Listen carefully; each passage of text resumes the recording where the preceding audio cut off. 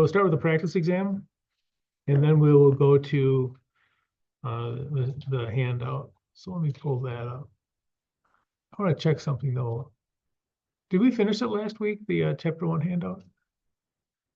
I thought we did. Maybe we did. You just left the last one for homework. Oh, okay. Do you guys want to go over that?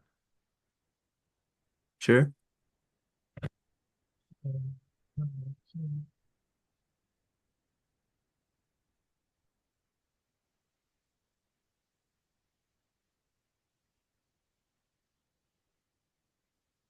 Man, we did a lot last week. All right. Yeah, let's take a look at this one then. Let's see, fair value. Okay, so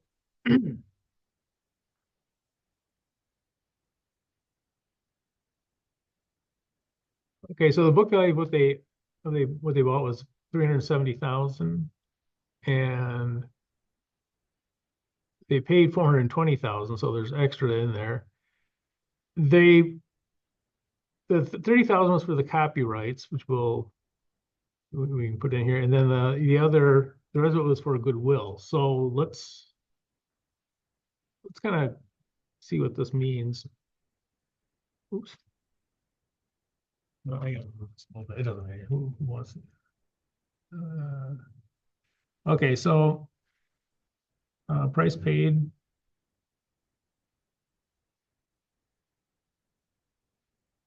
I'll look up here for a second, see what did I call it anything? I didn't even do it up here. Okay. So price paid, this is sometimes called the consideration. That's the legal term of it. Was 420,000. Oops.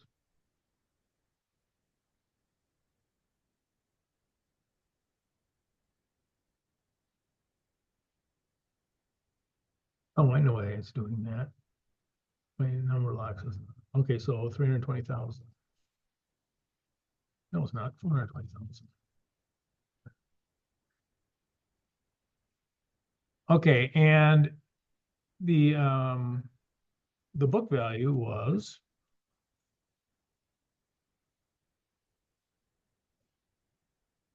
370.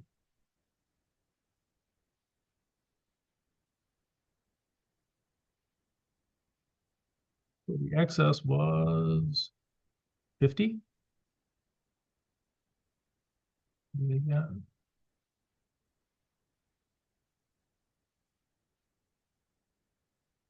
Okay, now of that 50, they said that a copyright was for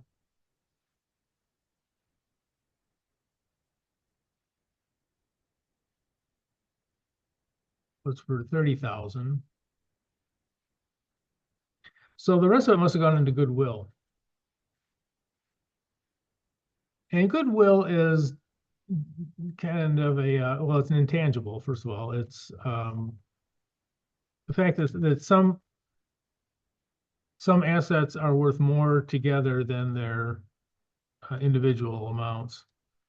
For instance, the name McDonald's, the sign McDonald's, if people see that sign, it means a lot to them. It means all the stuff that they expect from McDonald's. So that would be goodwill. McDonald's has a goodwill in their name and their sign and their logo and all that kind of stuff. It's intangible, but it's worth something. That's why McDonald's will sell twice as much as a normal hamburger place because of that name. Now, goodwill,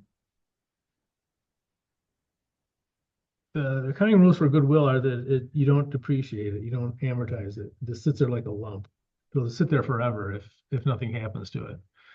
If nothing bad happens to the company. So of this excess, we know what 30,000 is for the copyright and 20,000 is for goodwill, and you don't do anything with that on your as far as making your amortizations because it'll just stay there. Did they tell them what the copyright? Oh yeah, here it is. The copyright value useful life. Yeah, oh, I don't know why I went in my big long-winded thing here. It tells us right here. So the oops.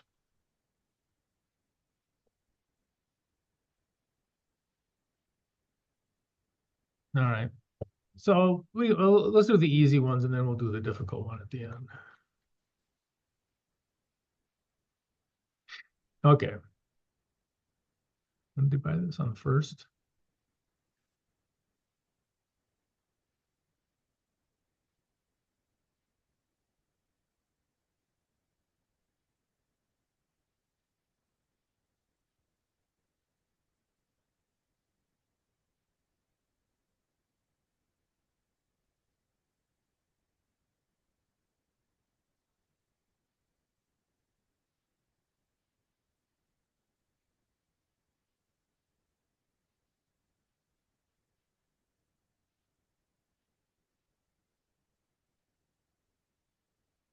Capitals.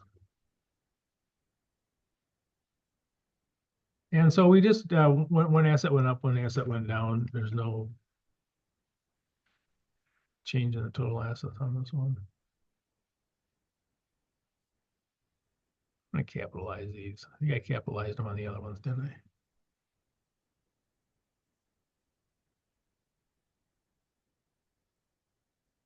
Capitalize them? Yeah.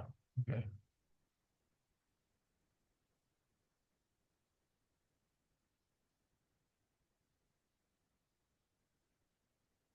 The easy ones again are the dividends and the income.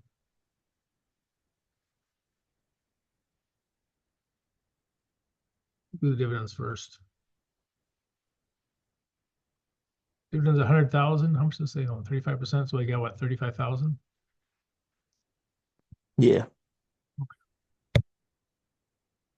I think on the actually I'm glad we did this one because on the test, I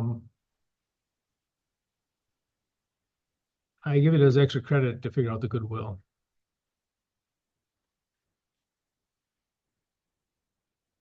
You really don't need it for the calculations for this one. We actually are going to need it though in the next thing we do.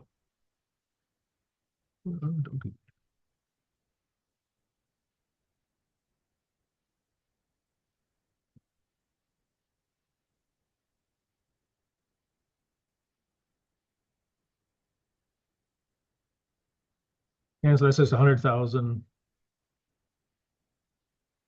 times 0.35.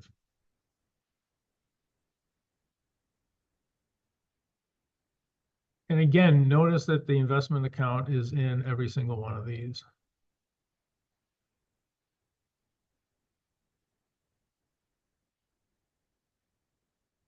Okay.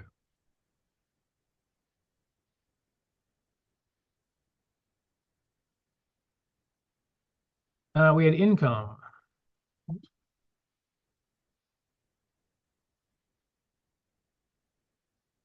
is going to increase our equity account. I can move this monitor so I'm facing you guys.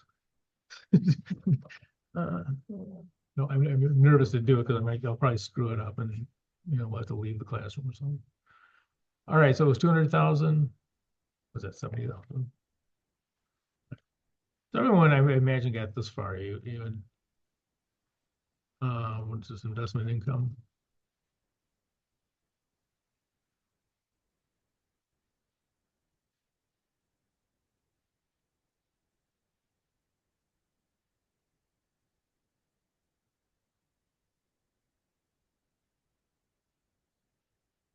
Okay, now for the difficult one. The difficult one is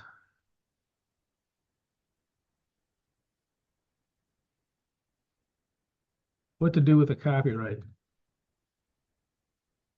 How much did you guys amortize on that? 6,000. Okay, yeah, so we got so it was 30,000 is our portion of it. So yeah, this would be divided by 5 years.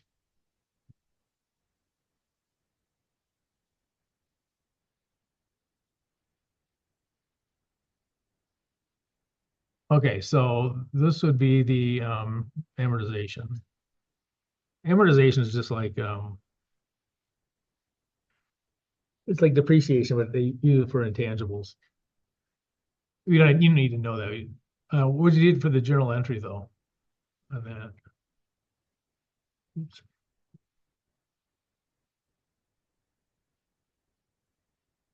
Anyone?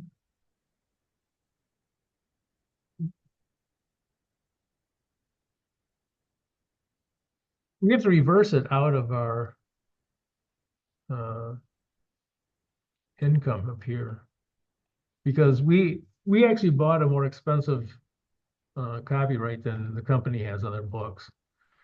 So our net income has to reflect that we have to take more out of it because it's a higher dollar amount. So 5 years, was it 6,000? So this would be reversing out this entry up here, take it out of investment income.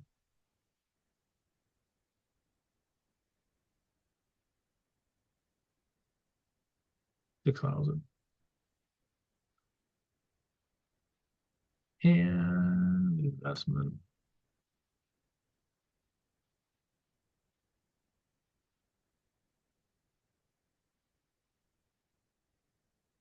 Yeah, that's what you should get. And so that's a that'll reduce it. And we'll keep doing this. That last one we'll keep doing for 5 years. After 5 years, we won't do it anymore. If we have it for 5 years. Question on that? What you guys got? All right. Now again on the practice test, you don't need to know it for this one because you don't do anything with it, the goodwill. But on the practice test, it asks for it. And going into the next chapter, we do need to pull that out when we do the consolidations. All right. Let me save it and get out of that. And let's go to the practice test.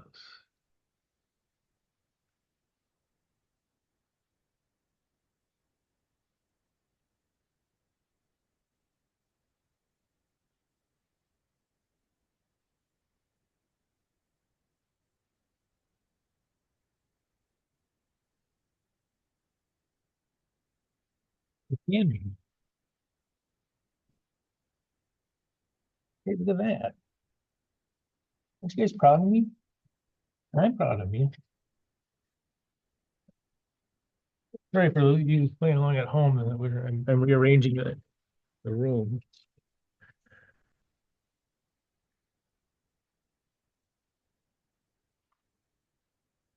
I'm not doing it well, but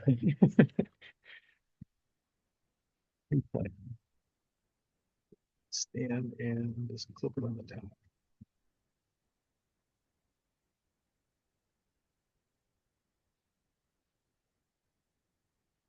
I'm thrilled to have a computer that works. So, okay, so here's our practice exam. And we have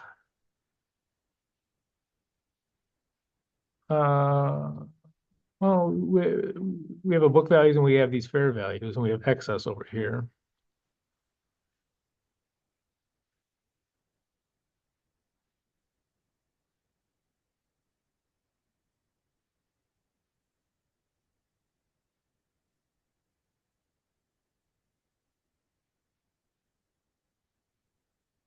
Okay, so let's see what the fair value of these are worth.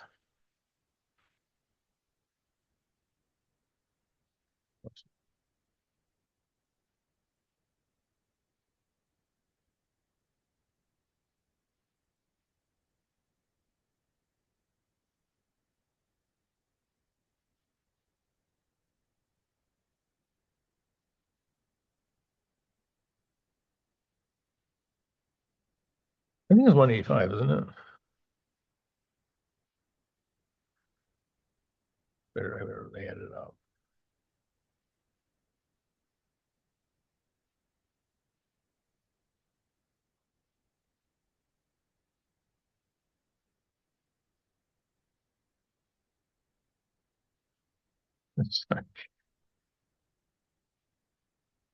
And they leave the house for, I'm at school all day and I keep getting emails about how the dog's throwing up and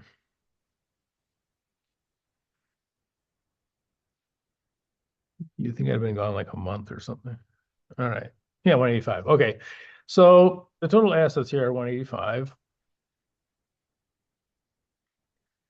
The liabilities are 55. And oftentimes the liabilities are the same because accounting rules generally mean, that your liabilities are whatever your liabilities are. It could be some weird thing like lawsuits or something that they don't know about, but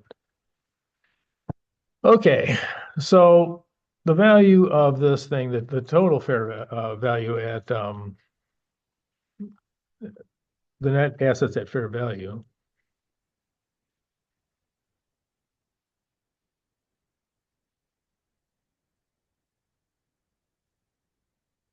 are, what's that, 130?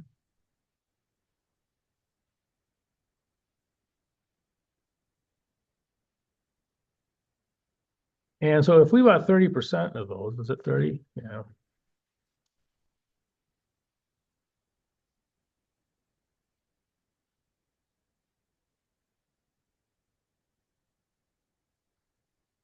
$39,000.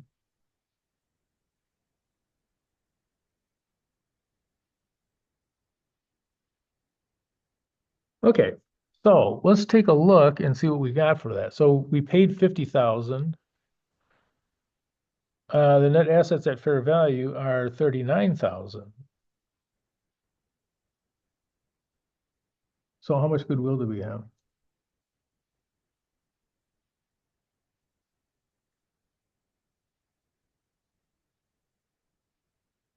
Hmm.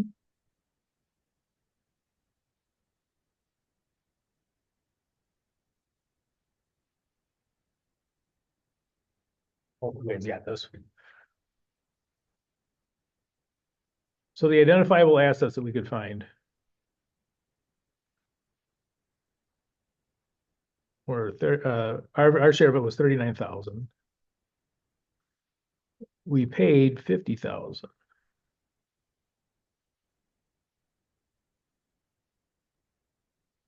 So how much is goodwill?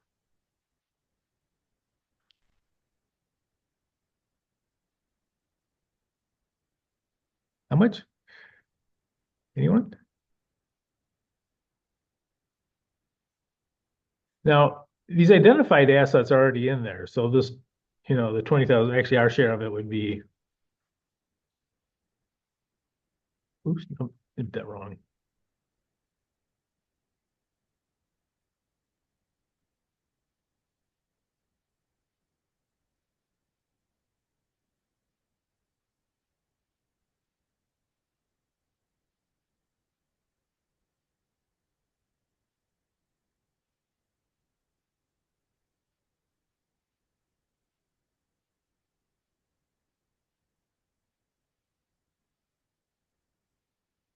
How much goodwill? Anybody, those of you playing at home, you can throw in too. Oh wait, do I even have speakers here? Hold on a second. You guys are maybe talking to me and I don't know it. Um, You don't hear me? oh, now I can. Now I can. Okay. Okay, so what would we have for goodwill? If this, we identified 39, how much? 11,000, yep. And so the price paid or the consideration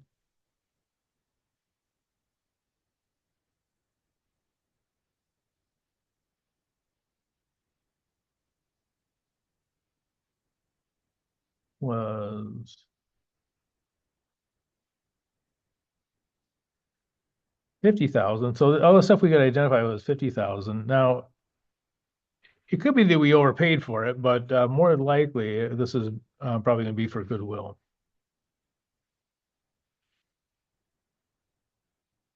So goodwill would be 11,000.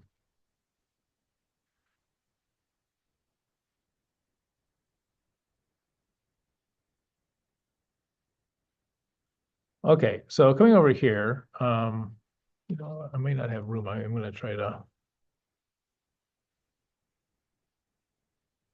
All right, so let's make a journal entry of this thing. 50,000 we paid, 30% interest. I think we got everything we need. We have income? Yeah, we do.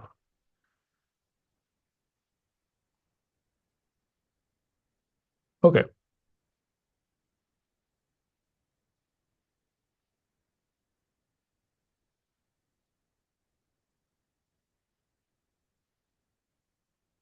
Oh, look, I got 2024. Oopsie daisy. Well. So 1/1/2024. Same journal entries as before.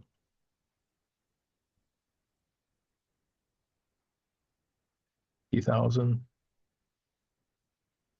And cash. Yeah, I can put in the, identifying what kind of accounts they are. I probably should have been doing that. Oops. So we got one asset going up, we got one asset going down. Theoretically, we are,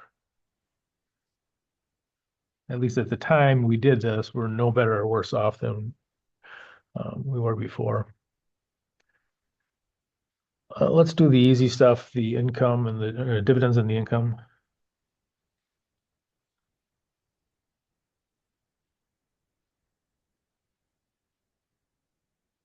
I can't remember if I updated on the test or not to 2024. Okay, let's see, net income. Let's do dividends first. So we got cash. 30% of 8,000 is what? 2,400?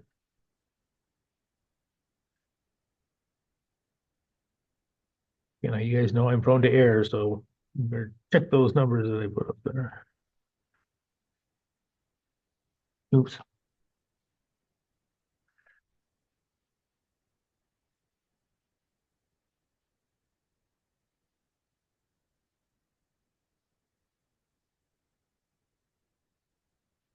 Is it cold in here? Or is that just me? It's okay. Uh, I don't know. I'm a big fat guy. I shouldn't be cold. I don't know what Okay, so cash is 2,400, and again, this is where it gets a little bit strange. Most time you think about an investment, if you get a dividends, um, you think about income, but it's not. You own so much of it that it's simply taking cash out of your investment and putting it in your pocket, so you're no better or worse off. So your investment is now worth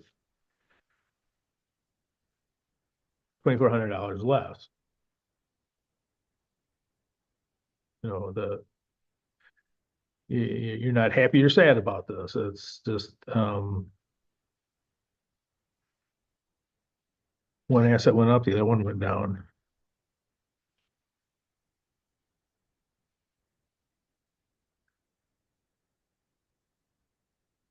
Now you are happy about the income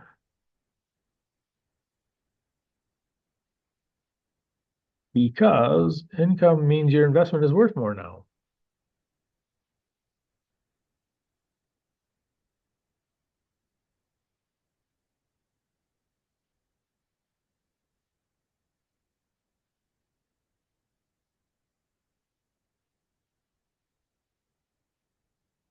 A thousand times three is 0.3 is what? 7,500? Yeah. Okay.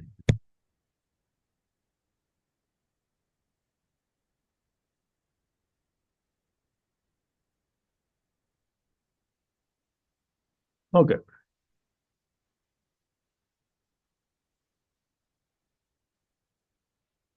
So this would be investment income.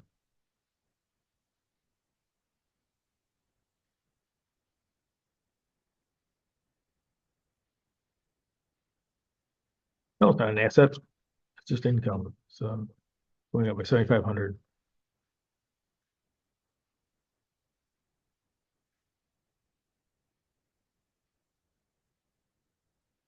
Okay. So these are just run of the mill ones. Now, coming up here, you can do these separated or together. I think I'll probably just do them together. The excess equipment has a 10-year life.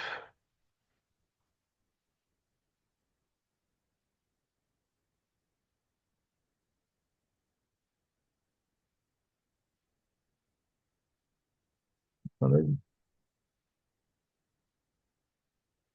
And the patents have did I say that right? Equipment has a 10-year life, and the patents have a 6-year life.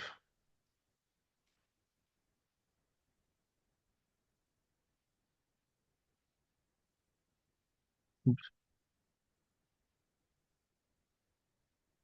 is that 500? Okay, so these are what we're going to be amortizing.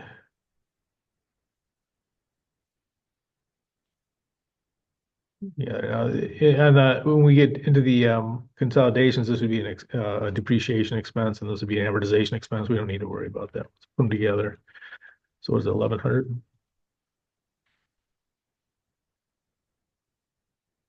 Okay, so this is our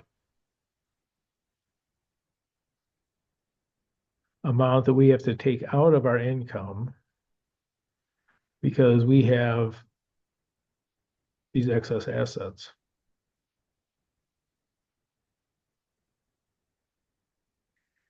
And this goodwill, we're not going to do anything with this. This is not amortized. That's the rules. That's going through, we used to amortize it over 40 years.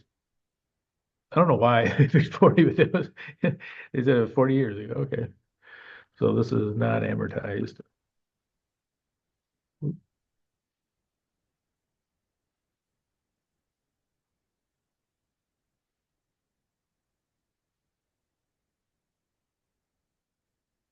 Amortized?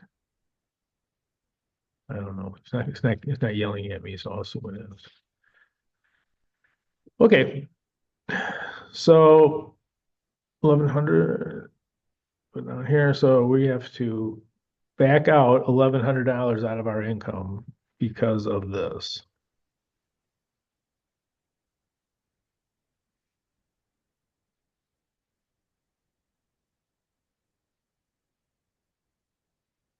So we're basically going to reverse the entry from the income one. So our investment income will go down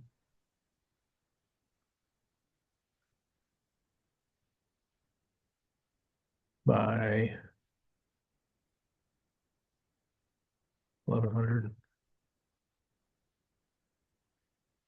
And we also have to reduce our investment account because we're going to be amortizing a higher amount than the company is. The company's not doing anything wrong. They just, when they put it on their books, they have it at a different value.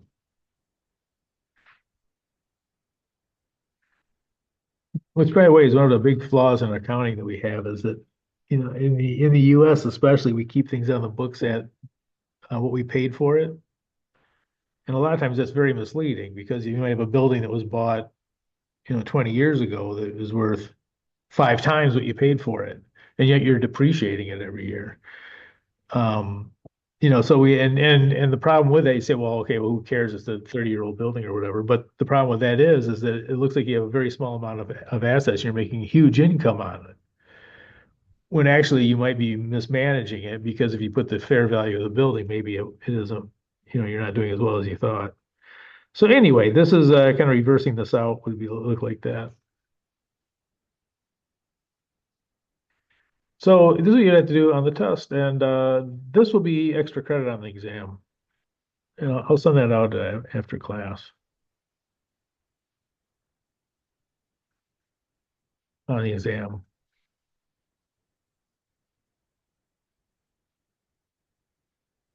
Any questions? Okay, well, let's save this. It's nice having a computer that works this week. Last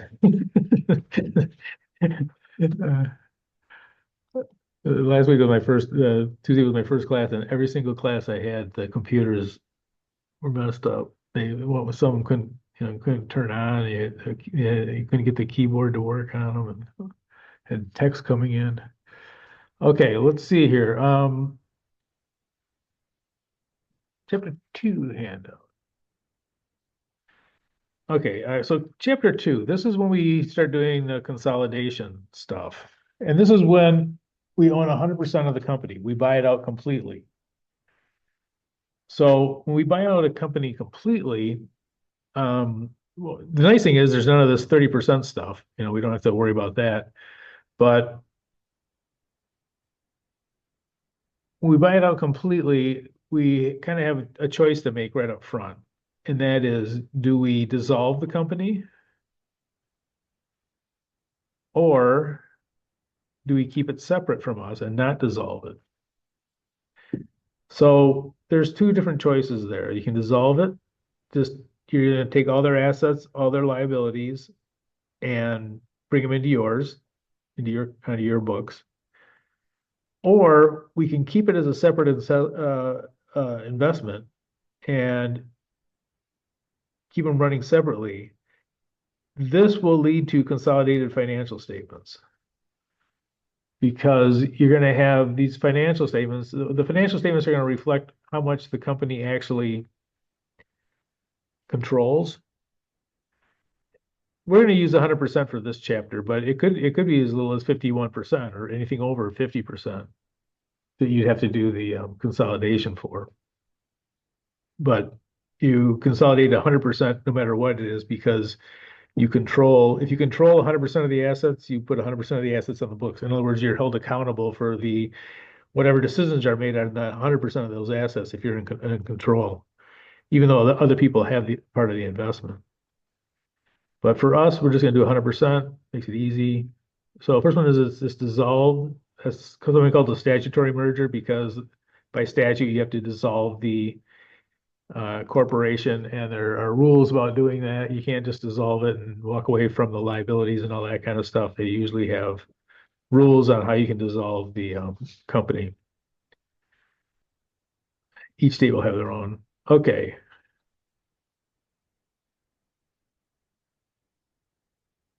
Okay, this is kind of goes into how much do we pay for it? If we pay for the fair value, there's no special accounting rules. So we pay exactly what the fair value is for the identified assets, then we don't have to worry about it. If we pay more, it goes to goodwill. So if we pay extra, it goes to goodwill. If we pay less, it's a special accounting rule and it shows a gain on the bargain purchase. This is a very strange rule in accounting. And if you're wondering why is it strange? It's strange because usually you can only recognize a gain on something you sell, right? Until you sell it, you don't know if you have a gain or not. This is a very strange one in that you recognize the gain on the purchase. You purchase something and recognize the gain rather than waiting until it's sold to recognize the gain. So this is a strange rule. I think it's the only one that in accounting that we do this with. That when you buy it, if you buy it for less than the fair value, that there's a gain on the bargain purchase. You put everything on the books at fair value, and then you have a gain on the purchase. Okay. About what happens to some of the costs. The direct costs are expensed, indirect costs are expensed. Securities and registration are a reduction of the paid-in capital. We're not going to worry too much about that. Okay, we're not going to worry about this yet either, eliminating entries, because we don't do that for several pages. Okay, so let's take a look here. Number 3. These shouldn't take too long. We have the Bengal company, and we buy 100% of stock, and we dissolve it after the acquisition. So the Canary Company is no more. We are dissolving it. And we're going to take all their assets and liabilities and put them on our books. And we want to know, like, how much do we do it for? Okay, so we go to the fair values. So the net assets. Oops.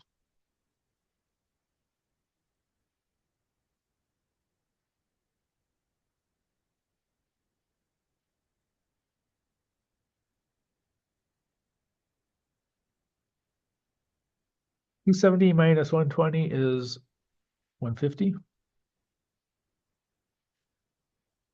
And you'll notice that's exactly what we paid for it. So we paid exactly what the what they sometimes call the identifiable assets. But oops, that shouldn't be like that.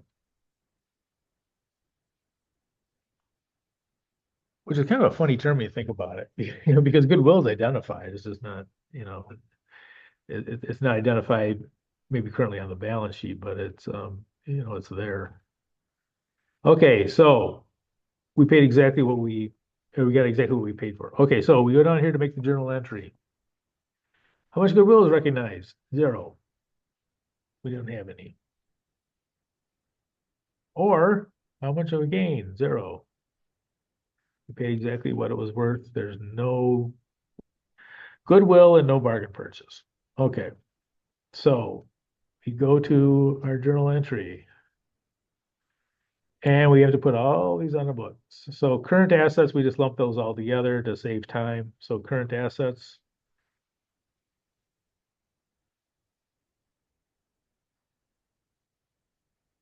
We're going at fair value, 45. These are all going to be assets going up.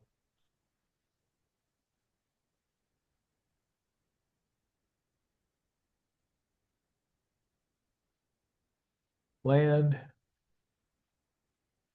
buildings, and equipment.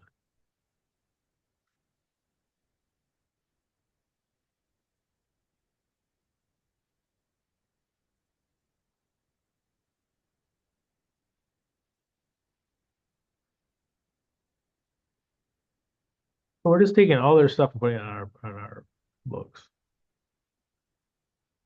Oops.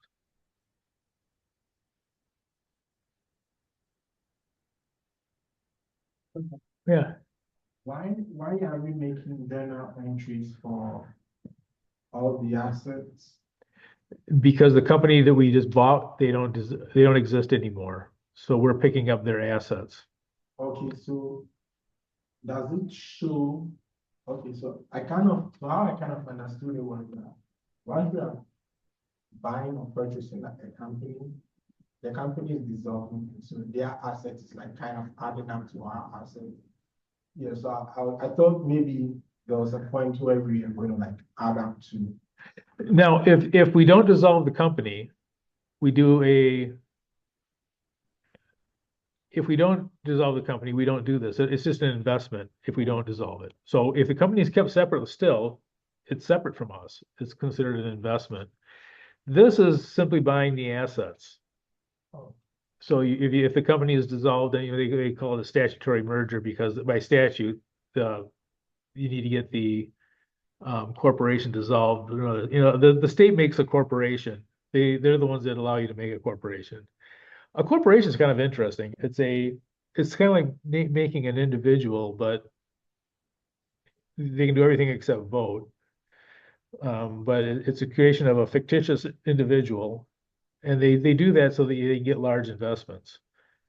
Because if you had unlimited liability, a lot of people wouldn't make the investments. You know, if I buy a stock in IBM and IBM goes bankrupt, I'll lose my value of my stock and it goes to 0, but they won't be able to come to my, take my assets, the other stuff from my house. So they made this fictitious person, and this fictitious person is the corporation. Now it's legally a corporation. It can buy things and sell things and, hire people and fire people and all this kind of stuff. It's an entity that can actually do almost everything a person can do except for vote. Now, when you dissolve that, there are some rules, and different states are going to have different rules on dissolving that. It sounds kind of funny, but you used to have to go to every state, you'd have to go to the legislature, and the legislature would create these in an individual basis. So you had to pay a bunch of politicians and stuff and go to the state and say, can we have a corporation? And some of them were pretty draconian. They want like 10% of your revenues. There were railroads that were still paying 10% of the revenues to states for years because that was what they were incorporated under. But now it's more, you just fill out a form and it'll list some legalese. But there still is this problem of what happens when you want to get rid of this individual who basically owes money and owns assets and all this kind of stuff. How do you do that? And so there's different rules they jump through, and so it's a lot easier than it used to be. But now and that's why they call it statutory, because it's by state statute how you get rid of it. So if we dissolve it, though, we're getting rid of it. Now, if we get rid of the company, we're not going to get rid of, the assets are going to just come onto our books of it. So, yeah, these will all just be put on that. They are no longer owned by Canary Corporation. Canary Corporation doesn't exist anymore. 140,000. And these are 70,000.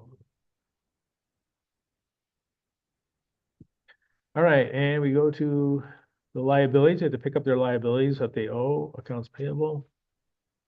Oops.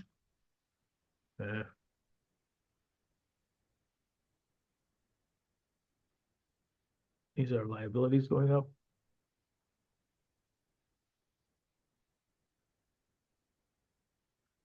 If I can move this over.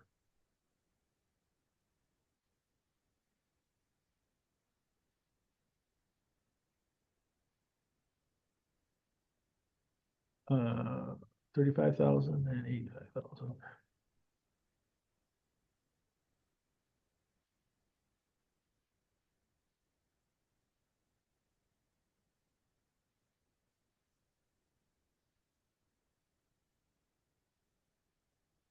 And this is a liability going up. We owe more now.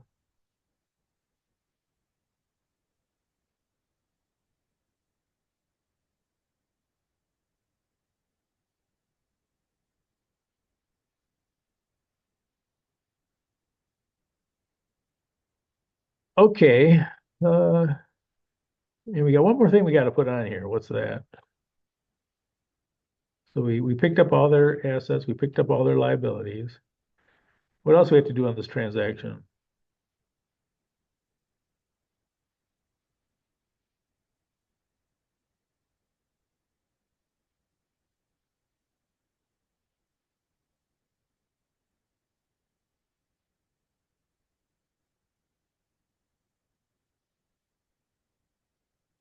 Let's see what we're off by. 5 plus 15. Oops.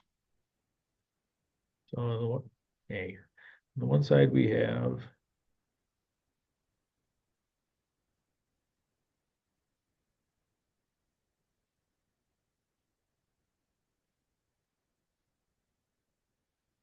$270.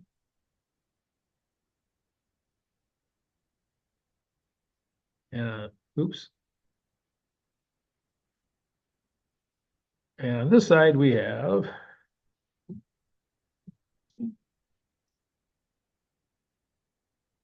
120. I think someone's jumping up and down upstairs. So what am I leaving off? The cash purchase. Yep. Exactly. I'll drop it down here. So our cash asset going down 150,000. So this is what we paid for it. And in this case, we got exactly what we paid for. We got 270 worth of assets, but now we still owe 120 of liabilities.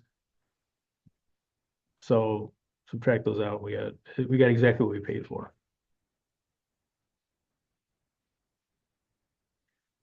Okay, so let's go to the next one.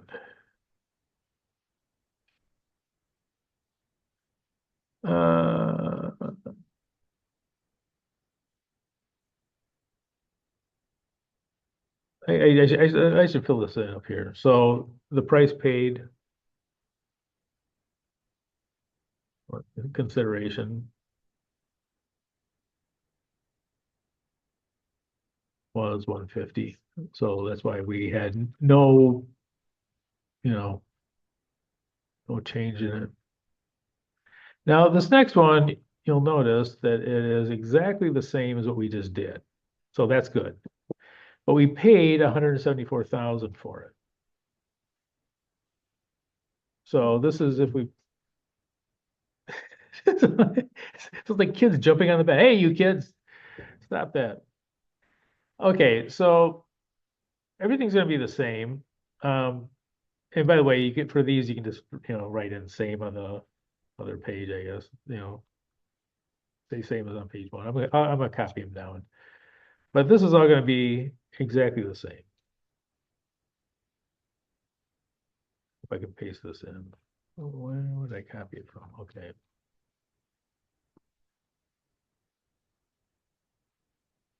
Hey, it worked. No, kind of. Okay, so I do a little spacing here.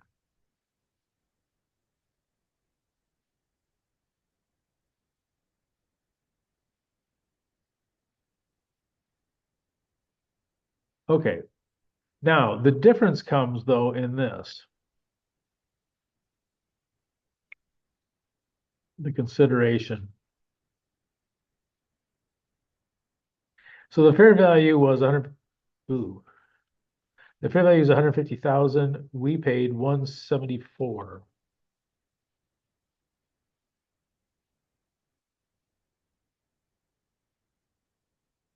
So we paid more than the fair value. So what are we gonna do with that extra 24,000 that we paid?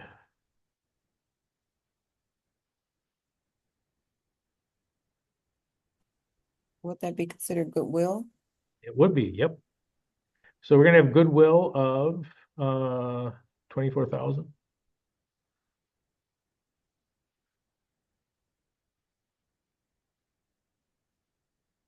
And they would tell you that they had identifiable assets of 150. So how much was goodwill that was at that time unidentified? And that it isn't on their books at all. So in this case, we would have that goodwill of 24,000.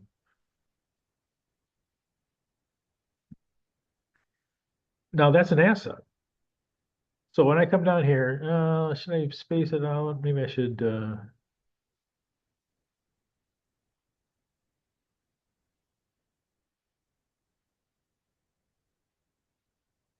I'm gonna put it in here. To keep, I don't know why, keep all the assets together. They like to be among their friends, so I know that about assets. So goodwill, it's an asset going up.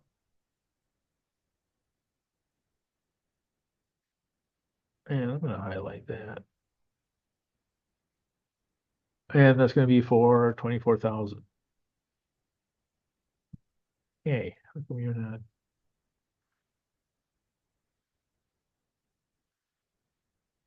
So this is when we pay more than the fair value of the net assets.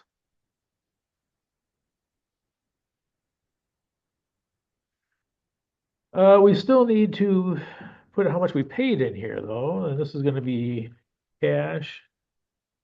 It's an asset going down by 174.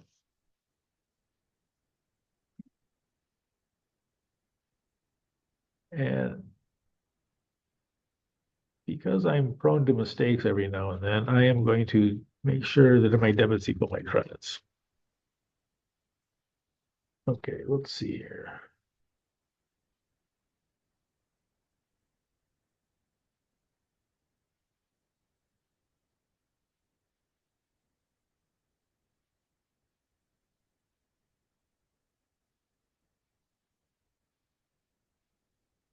Before that makes sense. There's an extra 24,000, and this side should also be that.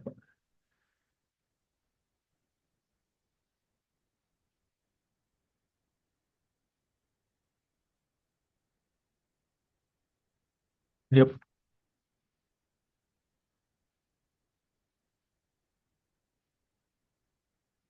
So that's it. And again, this is because we paid more cash. Cash has changed the amount we're paying out. Okay.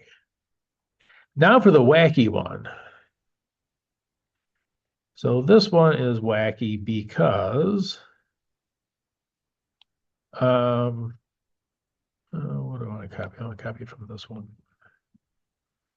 This one is wacky because we're going to recognize a gain on it.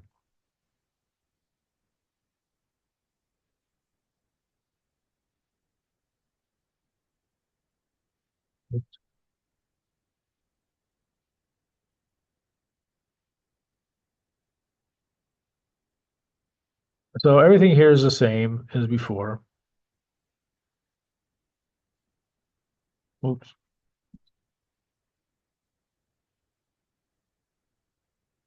But now we get to this, the net price at fair value and our consideration, and we gave less.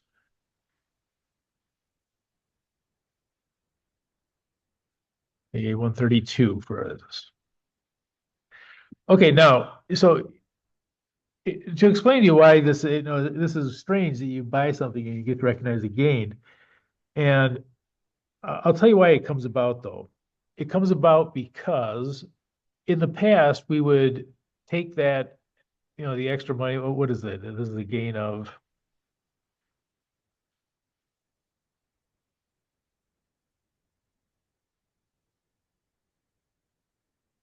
a gain of bargain purchase of what, 18,000? And if if you're wondering like, well, why do they let you take a gain on that? That seems like, they shouldn't allow that. They shouldn't allow you to pay money and then take a gain. And the reason is the other method that we used to use. We used to take this 18,000 and reduce all of these assets by 18,000 somehow, give a weighted average or whatever that we'd take off these assets. Notice what that did. These are the fair values, and if you're taking that off, it's misrepresenting those fair values. And these fair values can be misrepresented for 30 years.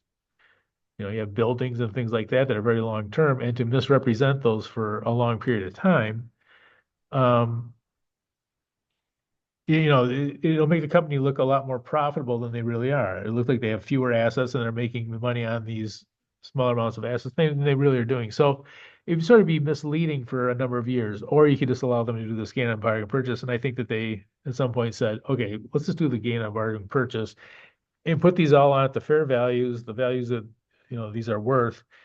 Get that one-time hit of the gain, and then the rest of the years will be more accurate. Okay, so coming down here, we have our consideration. Oh, hey, you're not bold. Okay, we have it's an asset going down, and that was 132. And then we got this one-time deal thing here of gain on bargain purchase. Oops. Oops. And this is just again, just a money going up. It'll be in your income statement. They have $18,000 gain. It's recognized right away. Excuse me. And another thing about it is too, I think they reasoned also that, hey, this was a transaction that you did in that year. You should recognize any gain that was on it in that year that you did it in. So even though it is gonna, and I can tell you when this first came out that I was like, no way, they can't do that, but yeah, they can. Okay, that one is still gonna be the same. This be 270. And this one should also be 217. I think it is.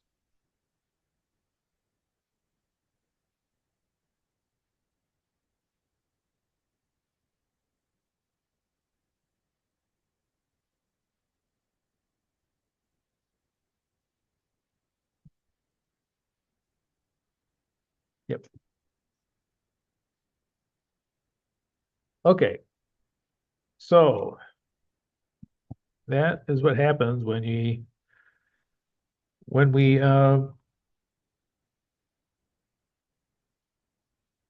purchase 100% of the business. And we dissolve it. And again, this is a very strange one. I don't think there's anything else in accounting that they do this with. Where you can recognize a gain on something purchased. Okay, this one is a little bit more nuanced.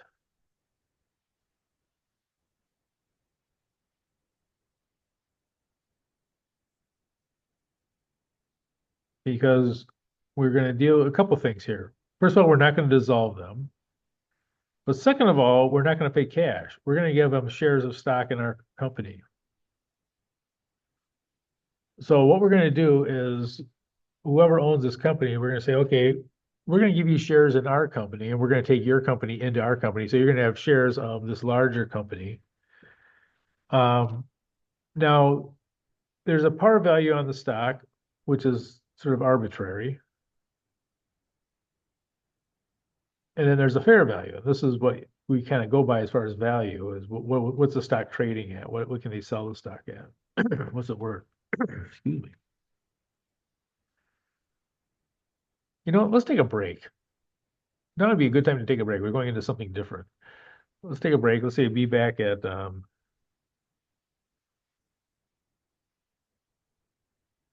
so 7:13, how about?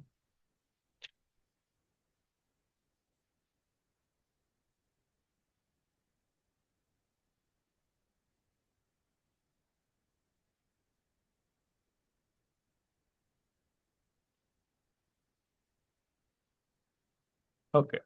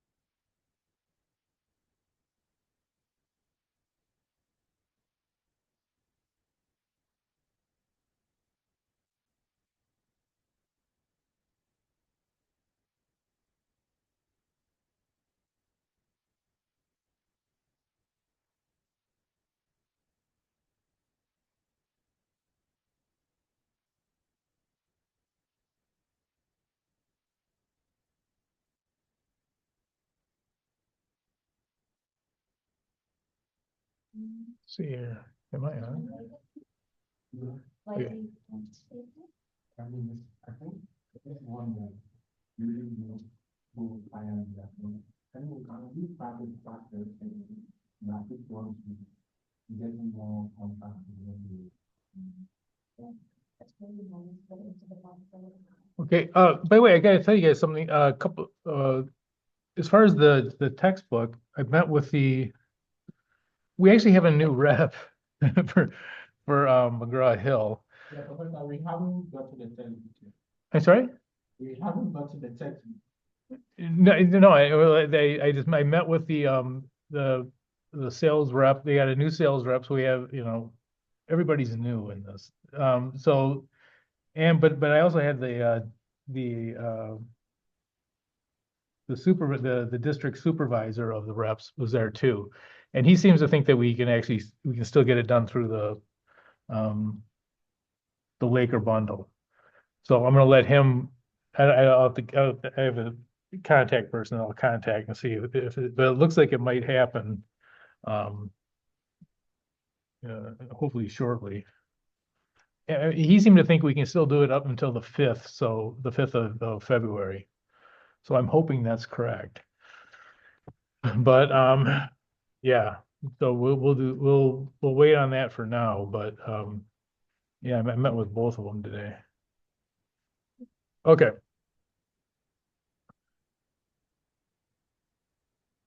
Okay, so let's go ahead and do this one. So as far as how much money do they give? Okay, so let's take a look here. So the fair value of the assets at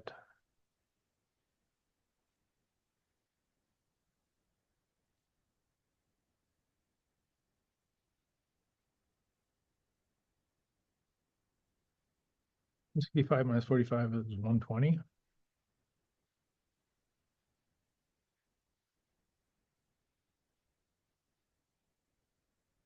And the consideration they paid was 5,000 shares of stock with a $5 par value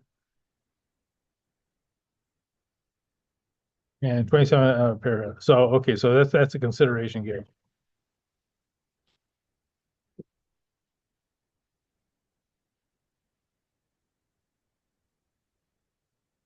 So 5,000 shares times 27.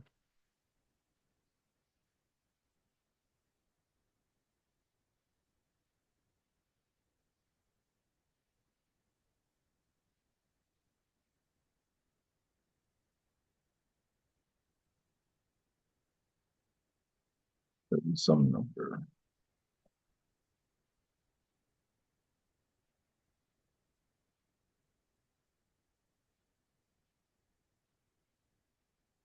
So 135,000.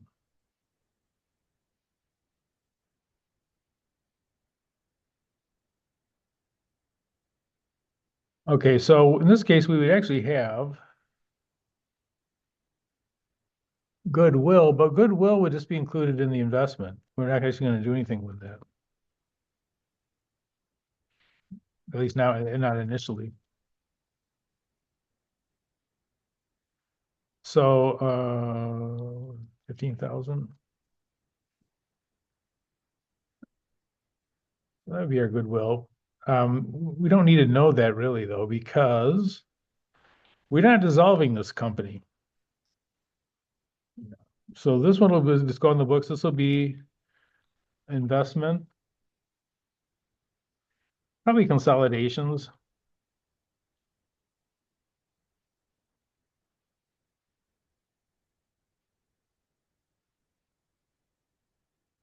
Right, those look on consolidation. Go to new.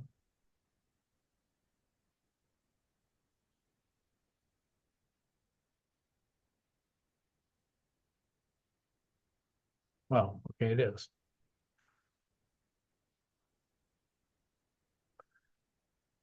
No, it's not. I'm missing an O.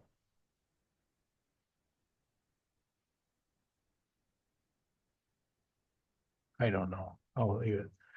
So it's basically how much do we pay? We paid 135,000 for it. And this investment will include that goodwill is included in there. Now, putting the stock on the books is a little bit tricky. And it has to do with how we account for stock. There's a $5 par value. And if you're maybe wondering, what is that? Some states require it, some states don't. A par value is a minimum amount that you can sell a stock for. So this stock can't be sold for less than $5. It has to be sold for more than $5. It's done for a few different reasons. It can be to protect the lenders. It can also be to protect the people who already bought stock. If I sold stock to you for $10 and I turn around and sell it to my brother-in-law for $2, you're not going to be happy. But this is a minimum amount that the stock is the value of the stock. So some states require it, some states don't. Some businesses will use it as to attract investors, saying, "Look, we're not going to sell this for any less than this amount." But regardless, if they have a par value, we have to separate those out from the shares. So it'll look like this. Well, let's do it in the journal entry, I think.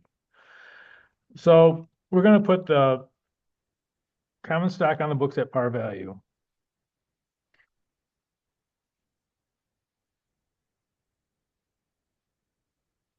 And this would be 5,000 shares.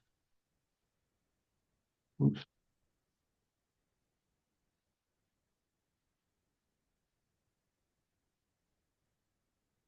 At $5 each. I should say, no, scratch it. $5 par value. Okay, so 5,000 times 25,000.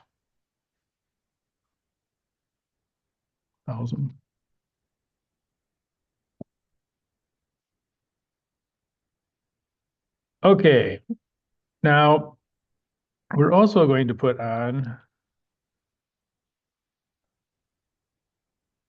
I'm going to write it out completely, and then I'll show you the abbreviation for it.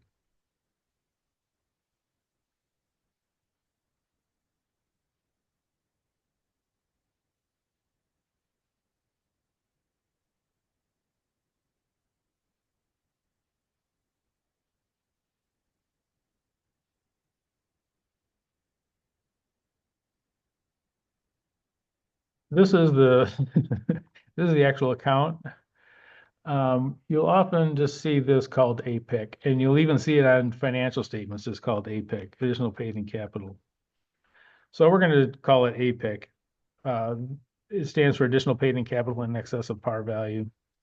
But we're going to say APIC, and this is going to be, these are both equity accounts, and they're going up.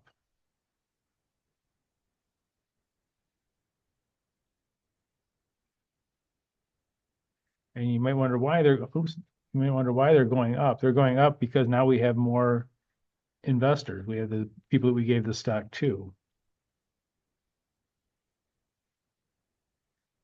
Okay, now the excess is, oops, is they're $27, 27 minus 5.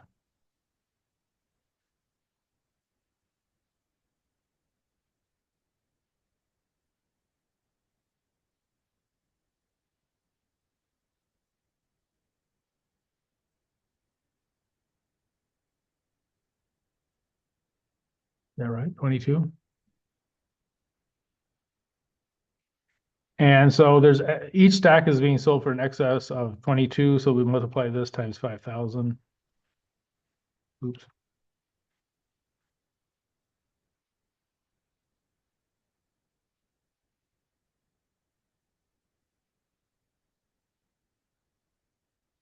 And 22 times 5,000 is what? 110? Oh yeah, and that would make sense because this is. So this would be our total stock entries would look like this for it.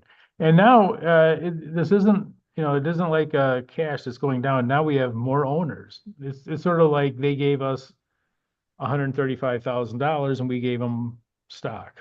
That's basically what happened here. And this is very common for mergers to do, and especially large ones, because, you see these mergers that happen for 30 or 40 billion dollars, these usually large companies that are trying to merge. And to come up with 35, billion dollars is really hard. You can't just go to a bank and say, hey, can you write a check, and then even raising that much through bonds and stuff is difficult. So a lot of times it is done through stock, especially larger companies. Smaller companies, not as much, but larger companies, definitely. So this would be the, the transaction. How much goodwill would be recognized? 15,000. It would just sit in the investment though. It's not, we're not going to do anything with it. And right when we purchase it, this is from the day we purchased it on January 1st, we wouldn't do anything with it. No time has lapsed, even if they did have other stuff involved. Okay.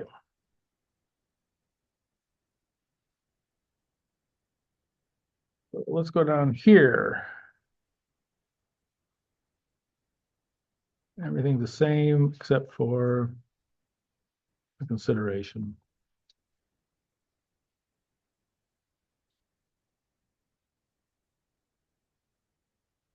The consideration on this one, the only thing that changed is the fair value is now 23.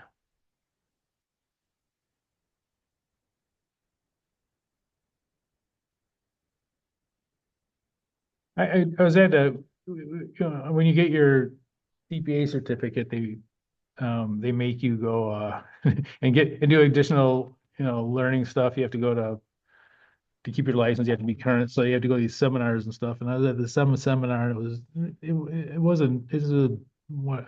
just boring, and it wasn't getting it. So I thought, I'll try one of these other. They had all these different things you could sign up for. So I wandered into the one with mergers.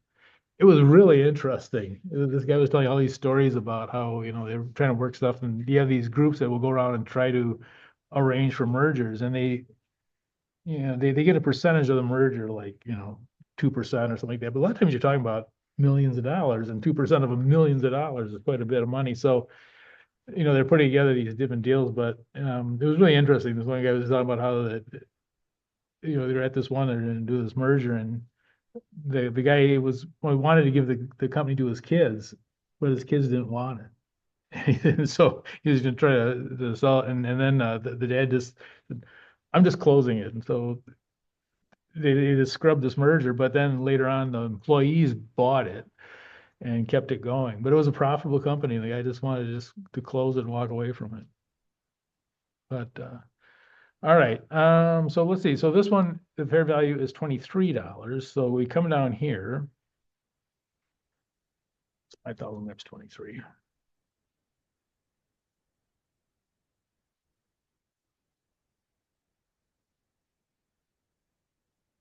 $115,000.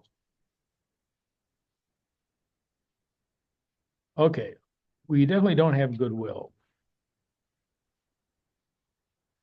What do we have?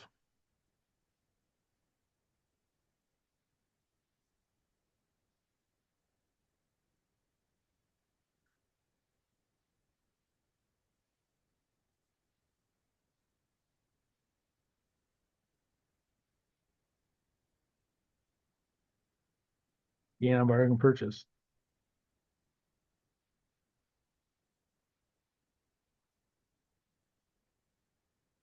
Gain on bargain purchase of 5,000. We will recognize that once the first year, and then we'll be done with it.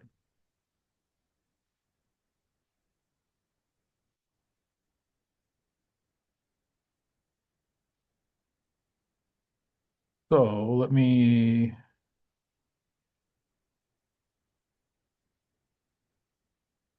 I'll copy all this down and work it out later. Wait, where did I copy from? Okay.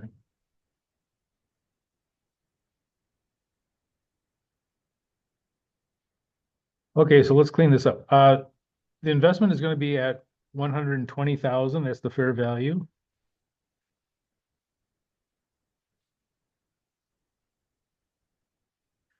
you know, this is worth 120,000. We're gonna leave that at 120,000. We got 120,000 worth of stuff. 165,000 of assets, and we still have to pay off 45,000 in liabilities. So 120,000 is the fair value. That's what we're going to put on the books here. We're going to put on the books that we have the common stock was 25,000. That's going to be the same. The market price of this was 23. So 23 minus 5 is what, 18?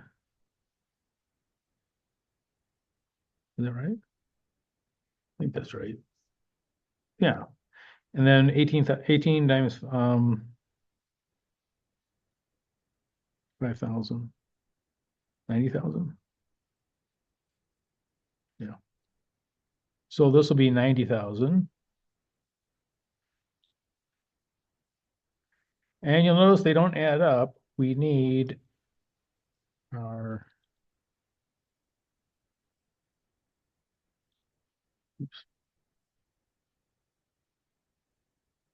we need our gain on bargain purchase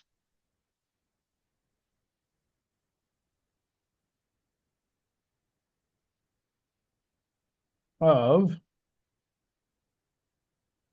5,000.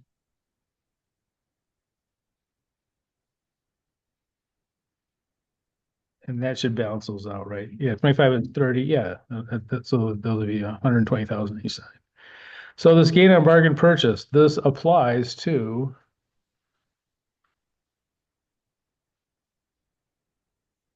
when you buy a company 100% of it.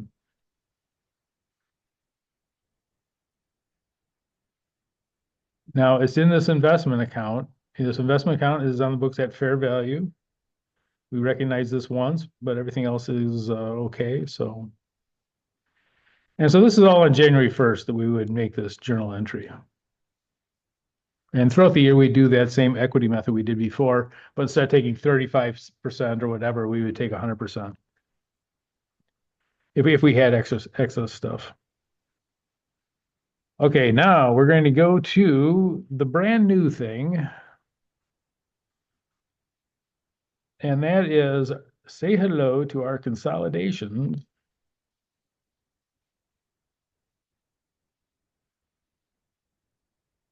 And for this one, it's going to be a little bit, oh, I shouldn't have done that.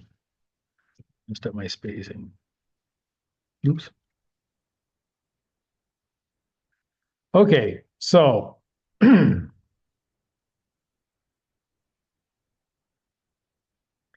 Amy purchased Bill company on 1/1/25. Cash price paid was 9,600. And Bill company will not be dissolved. The liabilities and fair values that are equal to the book values. Okay. Excuse me. And so let's see, accounts payable.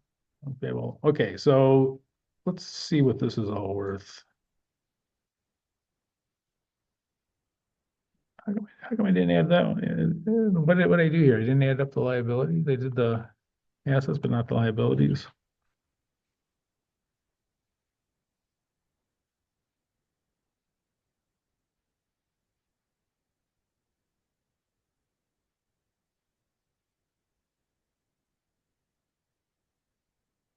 So total liabilities is 4,320.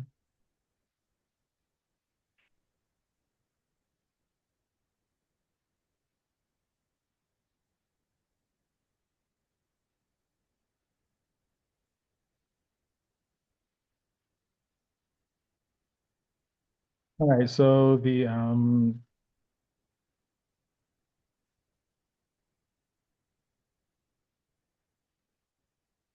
net assets at fair value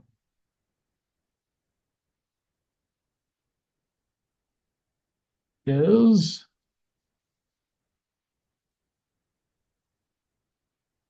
13,920 minus 4,320. Hey, 9,600. Okay, that's why they're telling us no goodwill exists. Yeah, we paid it, no goodwill exists, and it's not a bargain purchase either. Okay. So the question is, how would we, if we were going to do a consolidation right when we bought this, what would it look like? You know, what would we have on the books for this? Okay, now we're going to go up to that weird thing that we looked at earlier.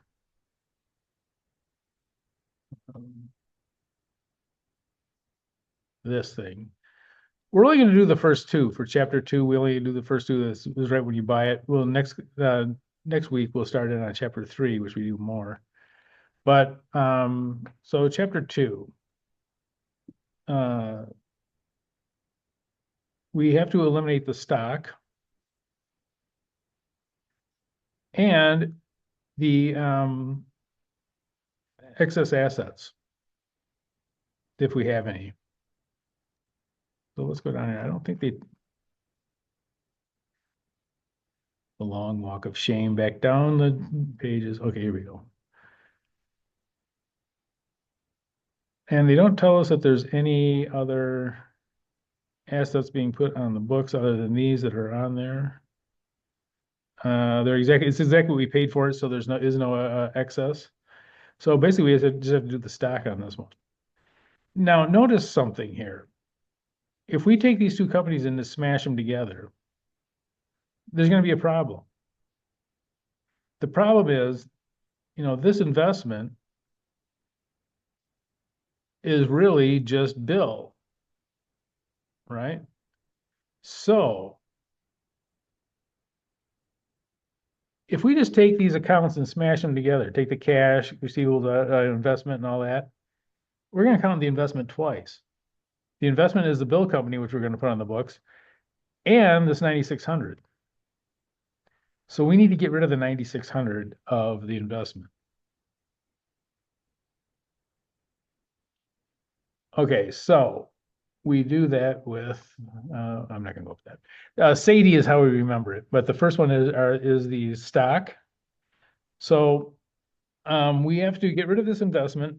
These all have debits on it. These are debited. So we're going to get rid of them with credits.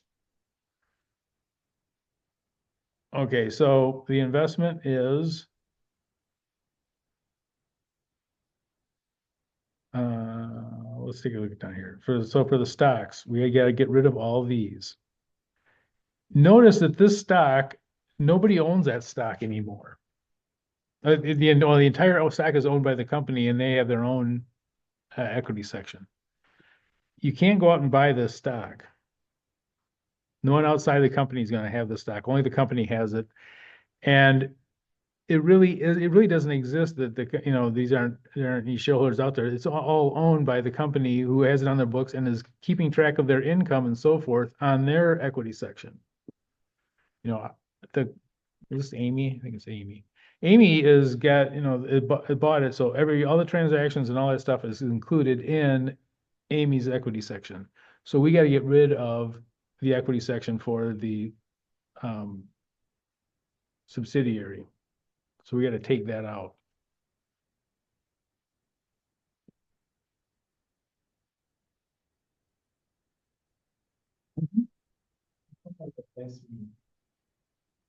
Uh, yeah, that's what back up here. So this is on page 2. Is it page 2? Yeah. So on page 2, we have these. These are what I'm looking at. Yeah, no, I'm glad you asked that because it wasn't as clear on that. So we have to get rid of the stock and any excess assets. We don't have any in this case, but we have to get rid of the stock and the for the subsidiary.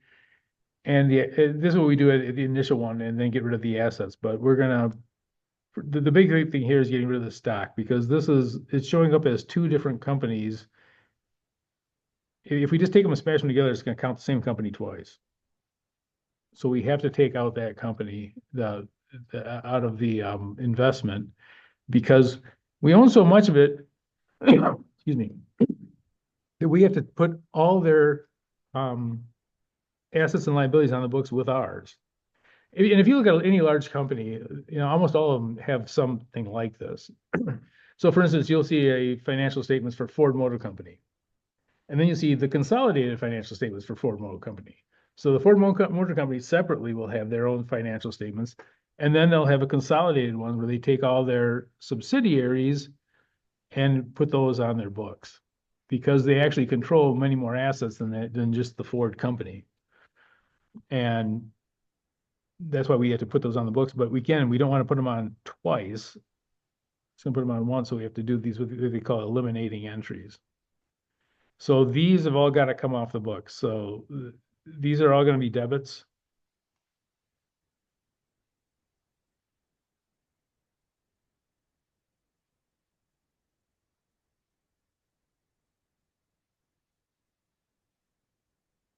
I said that wrong.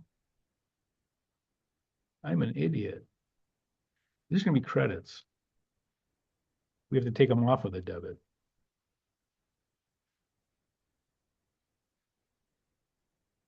I just made an accounting 101 error. All right, so these are the debits. We'll get rid of these.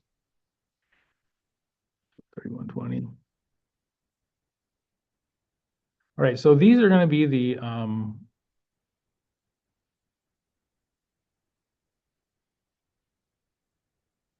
that's the stock we have to get rid of.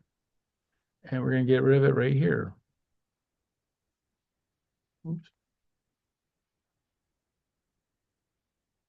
And we're going to add all those up.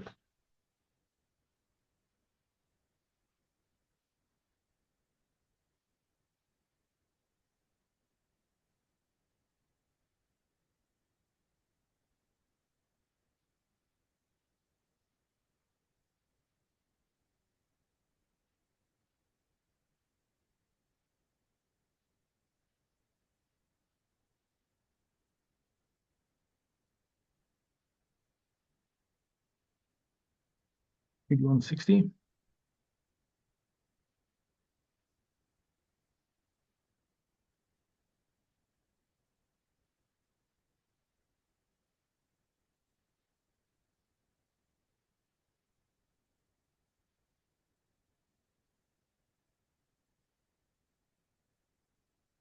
Yeah, no, look right.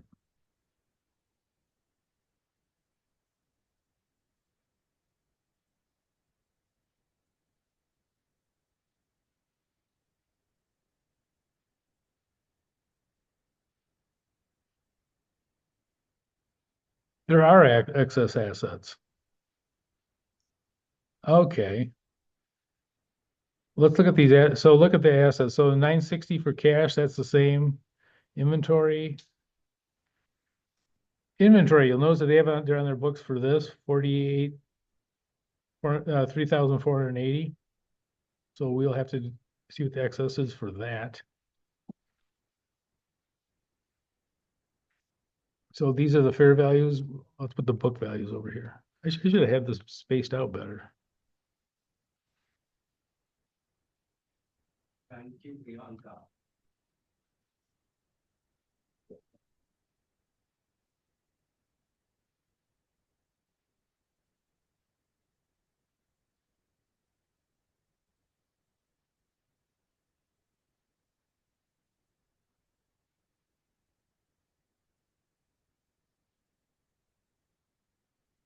I thought that was odd that I didn't have the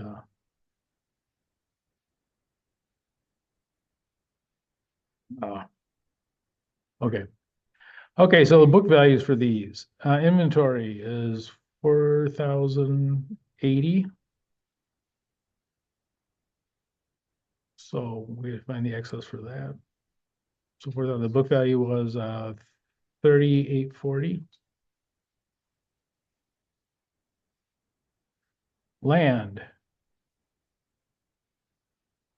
2,880.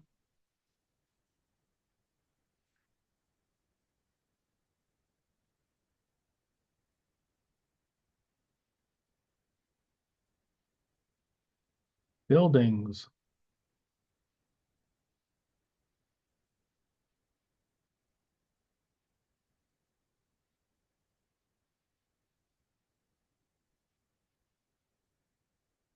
And the equipment is the same. Okay, so we have to figure out the excess on these.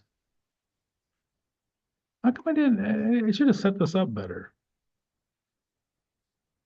Okay, so the excess for the inventory is what?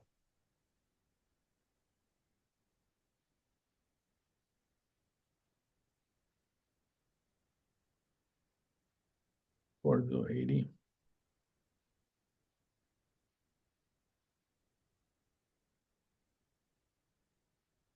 $240. I'm just gonna put them aside. I'll label them better later. 3360 minus 2880. 480. Oops. And 2880 minus 2160. 720.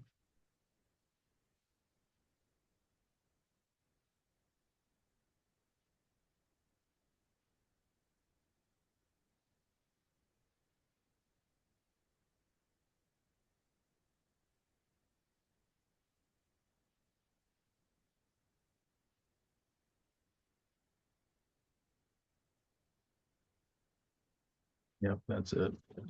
Okay, there is excess.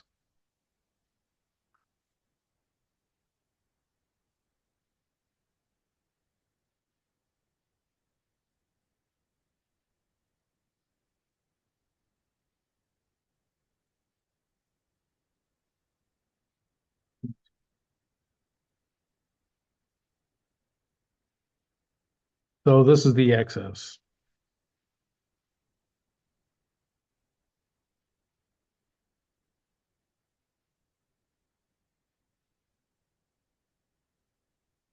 Let me get rid of this just for now. This stuff. Okay, so the excess is going to be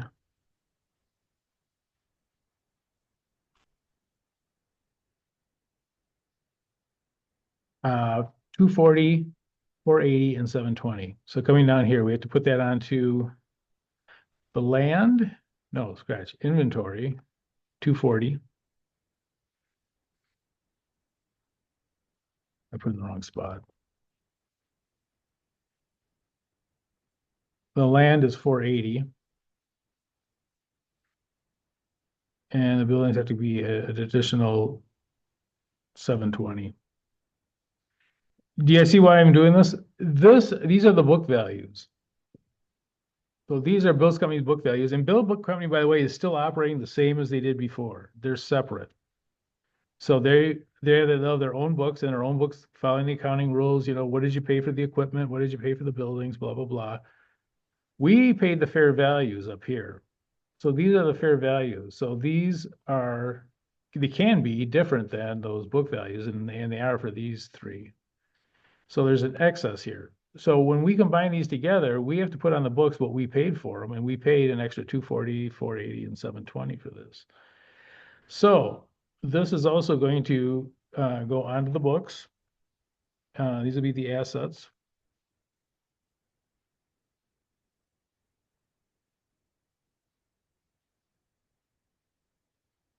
You know, I should maybe make them a different color. Let's make that. Oh wait, that's gonna be confusing. Let's just bold them. Oh, I know. Let's do this. We'll make these green. Oops. Add those up. I think I added them up. They came out to 1440.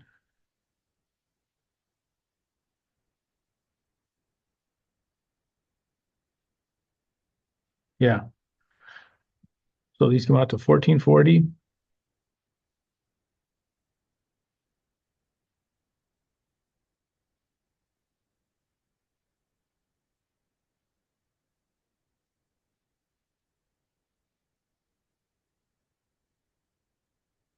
Let's do it like this. Ah.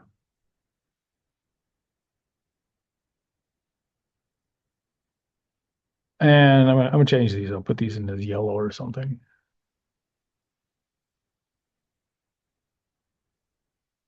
So Mm-hmm. why are we putting the floating for the credit side? We're getting rid of this investment. These fair values are included in this 9,600. And because they're included in it, if we don't take them out of it, we'll be counting them twice. So we're gonna add them on to the actual accounts. You know, this inventory, you gotta remember, this is right after we did the transaction. We actually put inventory on our books that's worth 4,080. Okay. And they only have it on their books for 3,840. Now, for whatever reason, they're following the accounting rules. It's not that they made an error here, but that they don't have it on the books for enough. And we're going to put it on for the fair value, what we've just purchased. But this 9,600 includes those. You know, and that's why when I came up with 8,160, I realized there must be something else because, um, you know, what do they do? So these are actually different numbers. I think, yeah, I think I got all, they must have got all of them because I think this adds up to 9,600. So what's going to happen is this. So we're going to go over and we're going to add these two together. So the first one, 2,400 plus 9,600.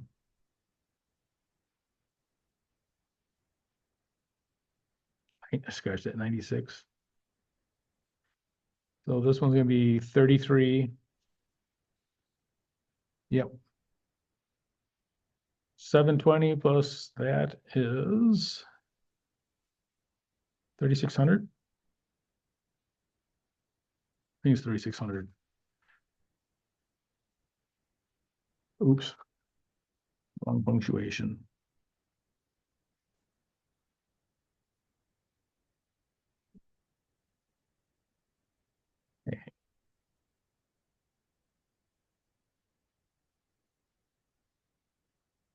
Okay, now this one, we have to put in all of those.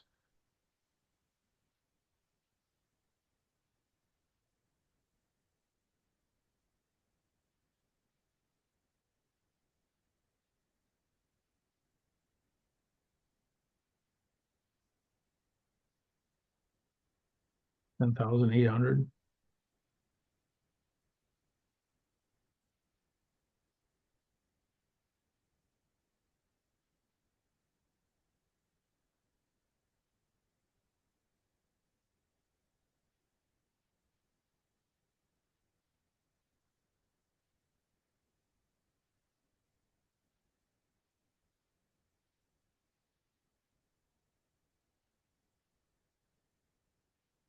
$2,920.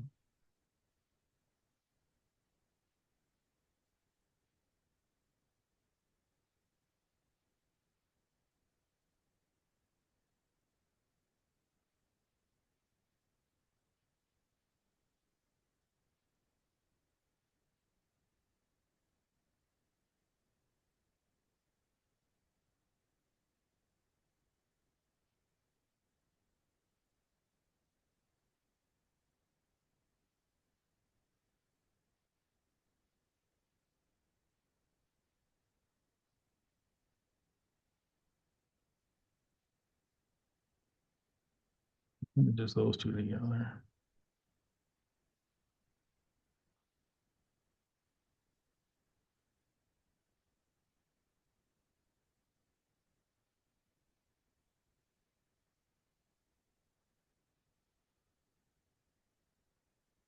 The investment, 9,600 minus 8,160 minus 1,440 is 0.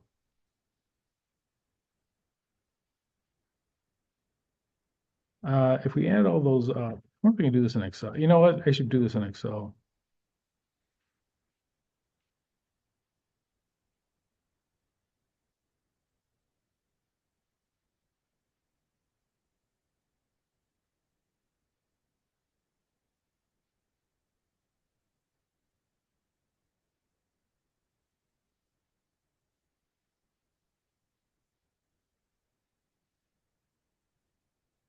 $40,080.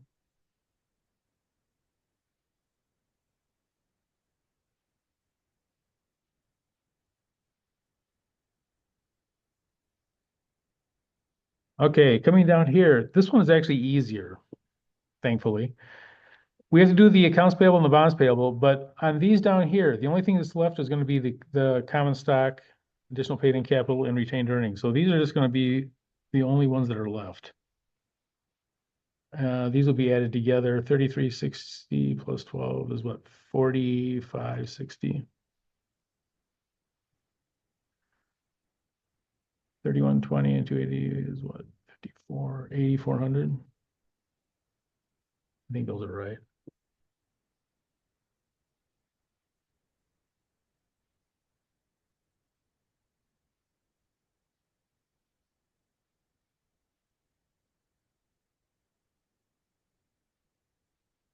Ah, I'm off.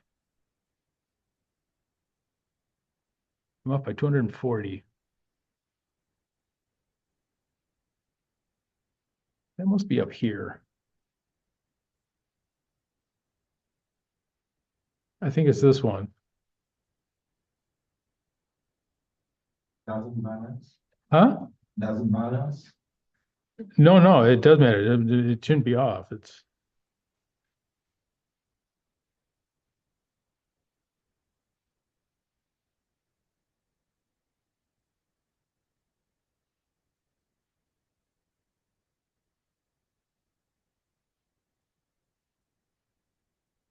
that was right.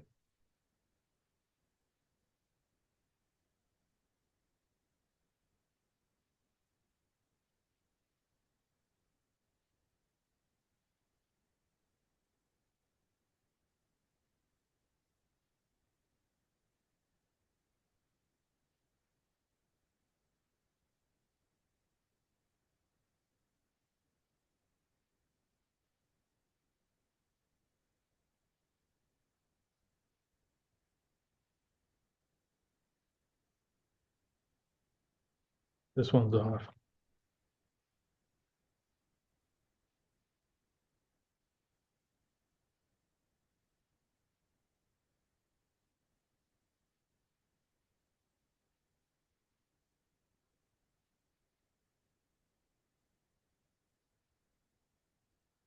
Ah, that's it. Okay.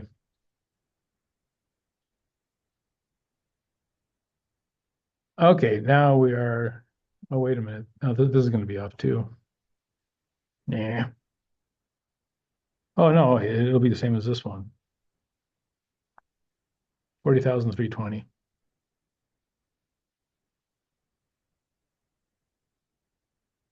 Math there. Especially for you playing along at home, when I put these out for the chapter 3, which we're going to do a lot of these, I'll do them in Excel, and I'll do them in Excel in class too. It'll be quicker to get the numbers, so you guys can spend time typing these in and all that, adding up on your phone or whatever. So these would be this is how we consolidate it right after the merger. And what you'd basically see is you won't see any of this other stuff. Don't do that one. You'd only see these for the consolidated financial statements. You wouldn't see any of this stuff in between here. You would just see the consolidated totals of this would be for Amy's company would just show those amounts. And if you're wondering what the difference is between those two, you say, okay, why is this 36,000? That's the size of Amy company with the investment in it. You say, okay, how come, shouldn't they be the same? Shouldn't it still be 36,000? Because this includes that investment. The difference is in the equity section. So it's the equity section. If you add the equity section to the 36,000,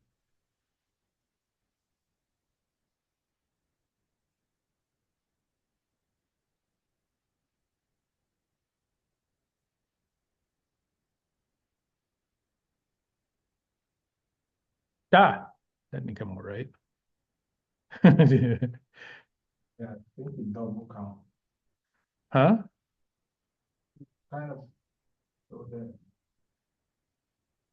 The only difference should be the equity section. I'll figure it out later.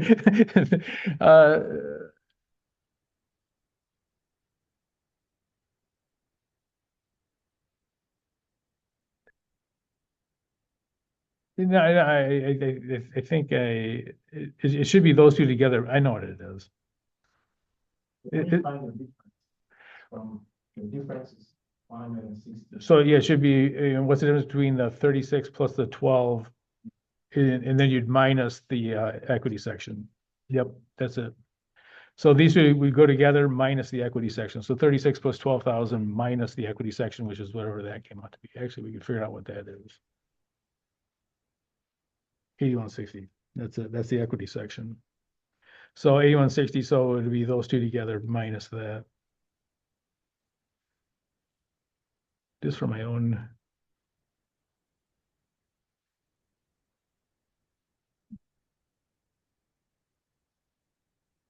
Yeah, let's see, auto sum.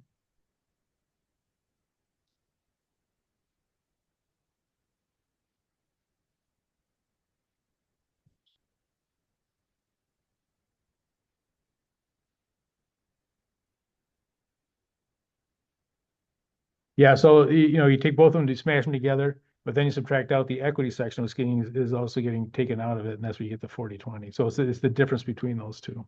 Thank you. All right, well, we got another one on here. We'll do this next week. We don't have too much fun.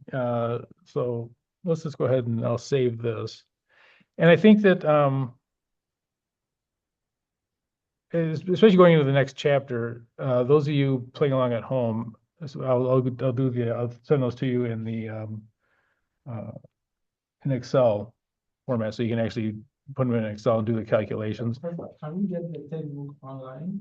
So that in case like we have to. The what, The textbook. I'm hoping, if you, you could go up and buy it, yeah. But I mean, if you want it in the Laker book bundle, I would give it at least a couple days and see if it works. But yeah, I have no problem. And if that doesn't work, I will put in the workaround will probably be that we just buy the textbook. We don't need to have any of the, the Connect and all that kind of stuff. Whatever McGraw-Hill has. So yeah, look, give me a couple more days to see if I can figure it out. The real problem is that we have 3 new people.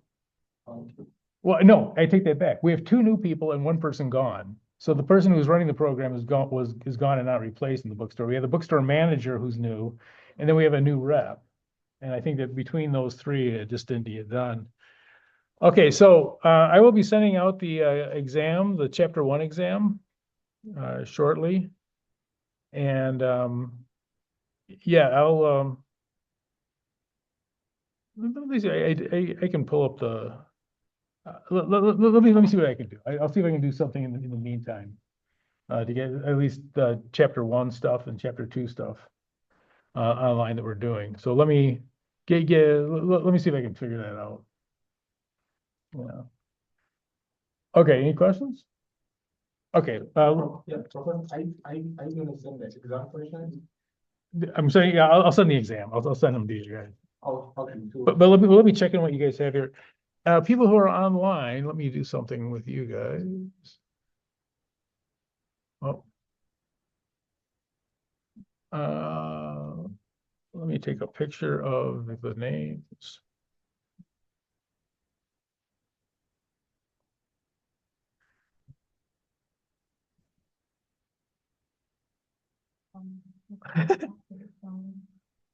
Okay, so Vesper, Priscilla, and Lisa, I will put you in your at the class. And all right, so those of you playing along at home, you're free to go. Well, you're always free to go, but and then in class here, I'll okay.